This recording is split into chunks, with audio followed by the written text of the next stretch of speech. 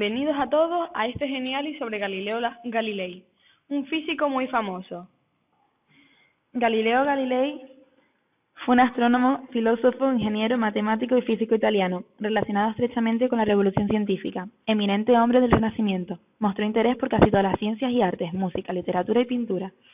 Galileo Galilei nació en Pisa el 15 de febrero de 1564 y murió en Florencia el 8 de enero de 1642. Aquí podemos observar dos imágenes, una de Pisa y otra de Florencia. Si pinchamos en una de ellas, nos lleva a una página web, concretamente a Wikipedia, donde podemos encontrar variada información sobre este lugar. En 1581 se matriculará en la Universidad de Pisa, siguiendo los deseos de su padre de que realizara estudios de medicina, disciplina en la que uno de sus cercanos antepasados había ejercitado con éxito.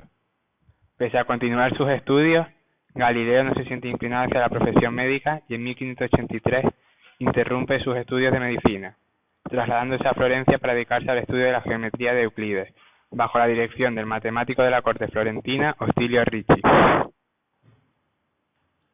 Una invención muy conocida de Galileo es su termómetro.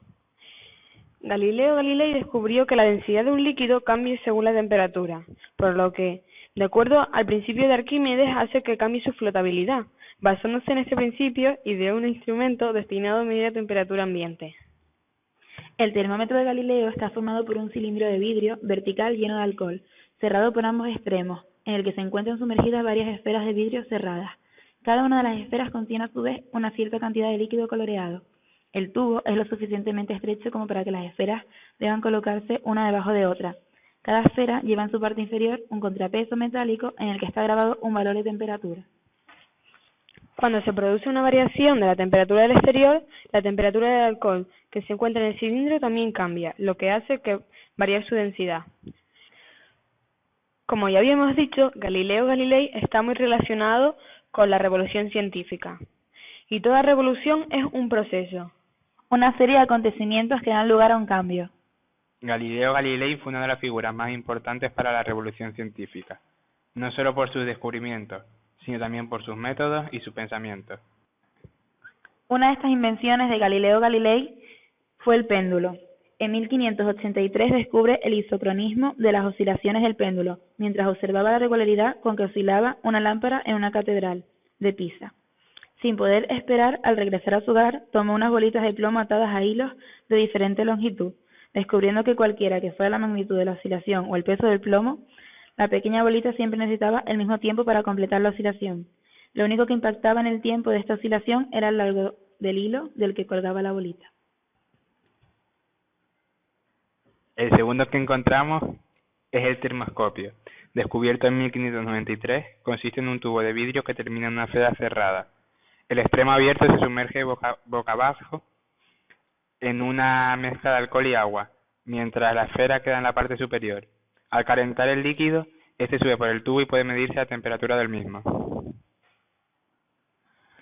Por último, encontramos la balanza hidrostática, descubierta el 17 de diciembre de 1585. Permite medir la fuerza de impulso que los fluidos ejercen sobre los cuerpos al sumergirlos. Se basa en el principio de Arquímedes y se usa para medir densidades de sólidos y de líquidos. Sus aportaciones en el terreno de la astronomía y el estudio del universo no fueron menos importantes.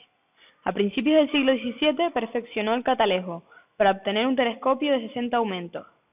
Con la ayuda del telescopio, Galileo exploró el cielo y llegó a conclusiones que revolucionaron profundamente la manera de entender el orden del universo.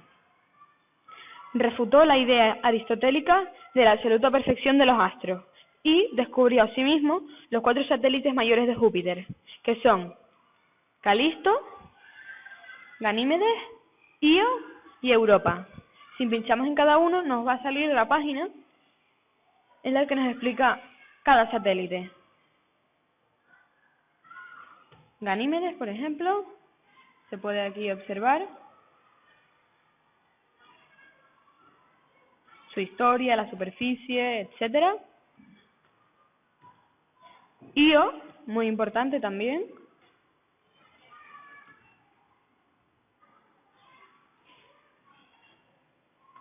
Y Europa. Bueno, asimismo también descubrió los anillos de Saturno, muy importantes.